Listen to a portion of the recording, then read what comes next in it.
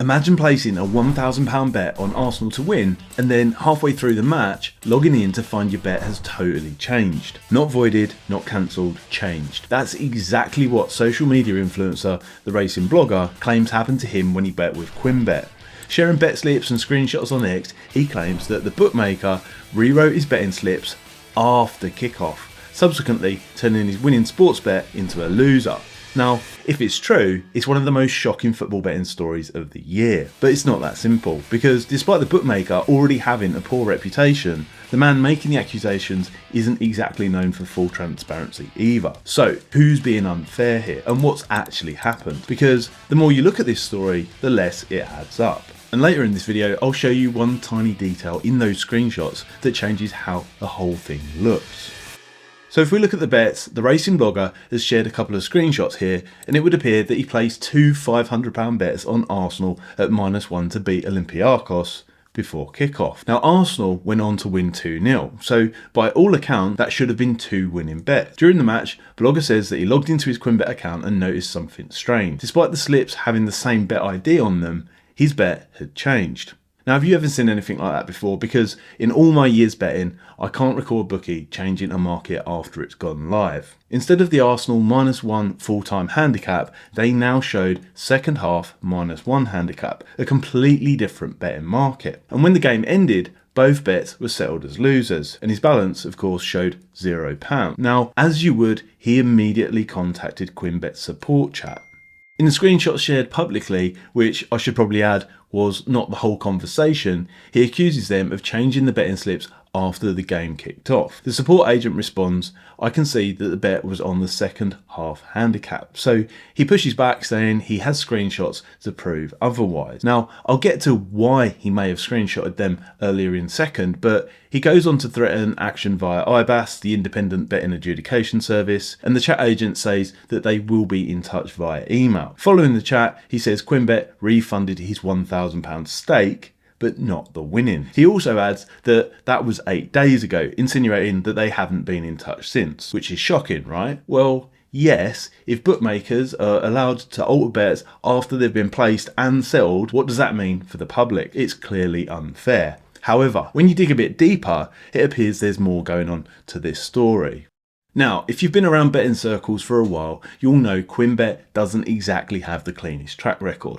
They've already been called out before, even by the Racing Post, after refusing to pay a horse owner more than £3,000 in winnings, citing the usual shared account violation style term. So naturally, when Blogger posted, people were quick to pile on. But given Blogger's history, personality and bets involved, not everyone was sympathetic. So let's break down the finer detail. Historically, he's promoted several bookmakers, usually the ones who pay him the most, of which one closed shortly after he promoted it. He's been accused of ego-driven marketing, blocking anyone that disagrees with him, and relentlessly pushing his latest project, Priced Up Bet, which poses a question. Why wasn't he betting with them? Now, I want to be fair here, he gets a lot of stick and sometimes is a bit unreasonable, but relentlessly promoting one firm whilst betting with another is going to lead to further scrutiny of your bet.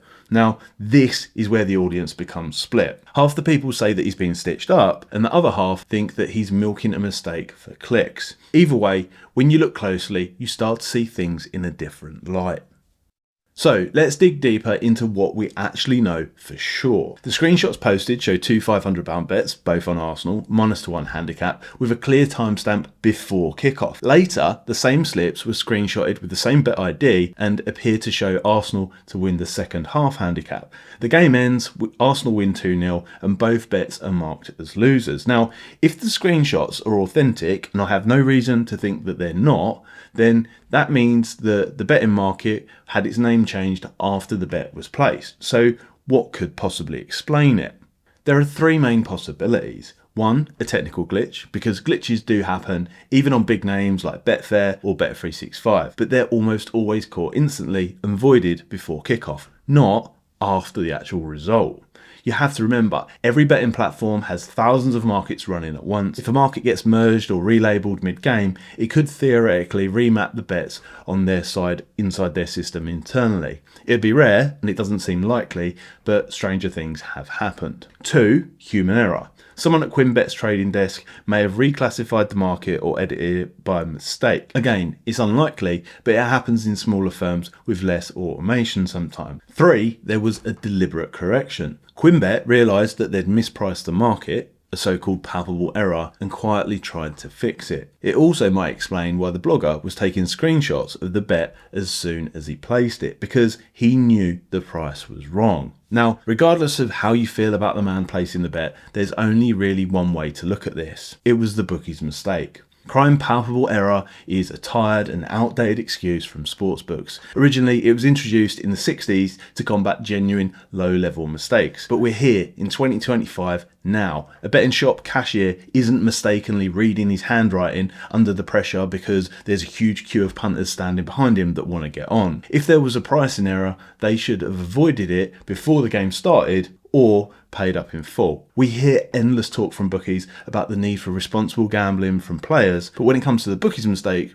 there's suddenly no responsibility at all. Still, it's worth saying we only have one side of the story here. QuinnBet still hasn't released an explanation and Blogger isn't exactly neutral, which makes this whole thing murkier because if it is true, it's outrageous. At the heart of this story isn't ego or error, it's accountability, because if a bookmaker can rewrite a bet after it's been settled, even once, what's the point in having a bet slip? How do punters ever trust a bookie again? Maybe this was a glitch, maybe it was a cover-up. Either way, it shows how fragile confidence around sports betting really is. What makes it worse is that both sides, the bookmaker and the influencer, are supposed to represent the industry. One takes your bets, the other tells where to put them. But when both sides get caught out, who's left looking after the punter? So while everyone argues online, the real question is this: why isn't the Gambling Commission doing anything regarding these kinds of issues? It drags the entire industry down. If you think this story is messy, the next one will blow your mind, because it's about a millionaire who's lost 1.5 million on Betfair and is now trying to sue them to get it back. You just can't make this stuff up.